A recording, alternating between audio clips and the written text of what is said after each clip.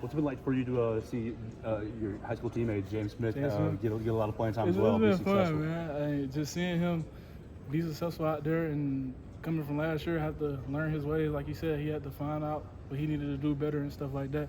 So it's been fun seeing my brother go out there and shine. So time for me to step up too. Sorry about that. It seemed like a lot of freshmen, redshirt freshmen, kind of younger guys got their opportunity to shine defensively, especially late. Something that usually doesn't happen at Tiger Stadium. But I mean, what was it like watching like those younger guys, maybe in your class, to kind of get their opportunity and kind of get to play a little bit? What was it like? It was fun actually. Seeing like younger guys out there, Keon, Keely, just going out there doing their job and playing hard and basically trying to make a name for themselves. And just against a team like that. What have you seen out of Keon? What's his mentality? I mean, lately at practice, I've been seeing him go hard, getting better day by day and just working. So I mean, he was in my room last year. Yeah, how challenging is it to change positions? Yeah, how challenging is it to change positions? It can be hard. Just learning different stuff. But is it something that he's kind of, I don't know, like lived up to the hype a little bit? Like in terms of it's definitely growing on him. He getting better. Like I said, day by day, I see him working on his rush, working on his fit. For sure. Just coaches coaching him up and getting better. Yeah. What's been the message from coaches this week as far as a faceless opponent? I know it's been a message. It's the next game. We're gonna treat our opponent like next man on the schedule. Like our back's still against the wall, and this team obviously a very good team. They 9-1 in their conference, and we're just gonna go out there and do our jobs, play physical and hard like we did last week, and next man up. Ryan was talking about how in some of the scouting reports they've taken the faces off of the opposing players. Have they done that for your position? Not for our position. Gotcha. Yeah. What do you think is the biggest area of growth that you've seen in your own game? In my own game, I mean last week I think my rushes could have been better, but communicating on the field and just I'll say dropping more. Yeah.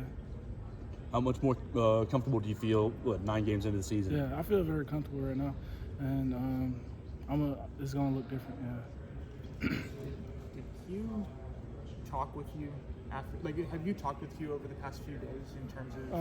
Not yet. He's been in the training room a lot. Oh, okay. He about to get stuff handled. Yeah. In terms of the expectation, you talked about being a vocal leader, things like that, whether it be on the field, off the field. Is there a message that like you can take from Hugh to be like, okay, this is what he would want me to do, like whether it's as a linebacker, as kind of to fill his role. Is there a message? Yeah.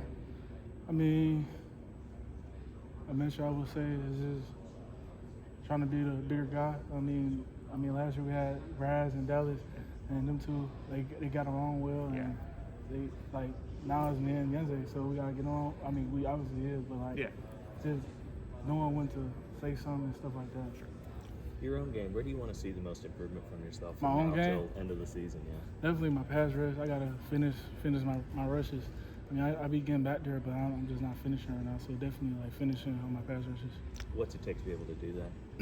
A lot of film study. I mean, I see little stuff where I easily could have got around the edge and got a sack, but I chose to stop my feet and stuff like that. So just critiquing my technique and just watching more film. You mentioned Q. He's obviously been a leader for you guys when he was healthy. I'm sure he's going to kind of continue to be. Just how helpful has his advice over the course of the season been? I'm sure it's going to continue. I mean, he's been very helpful. He's been the guy in our room that's just an older guy who's going to tell us what's the Alabama standard and how things work here. So losing him, it hurt, but Coach always say next man up. So me and Yenze got to step up now. What's the biggest thing you've learned from Q this season? That was the biggest thing I learned from him. Yeah. I would say, Q a hard worker, special teams, defense, just coming here and work hard every day and still be able to lead the younger guys. That's the biggest thing I took from Q. You just said next man up. What's the? Can you elaborate on what Coach Robinson had said about your responsibility now that Q's out?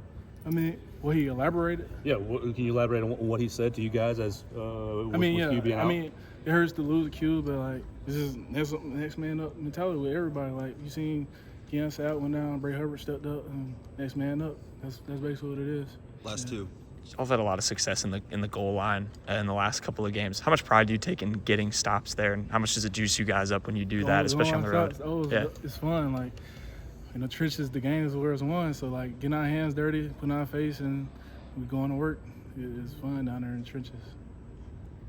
Has that been maybe more of an emphasis, recently, just kind of the bend but don't break kind of mentality? I mean, when we get in the red zone, Coach always say, like, dragging them in the deep waters, they ain't going to score right here.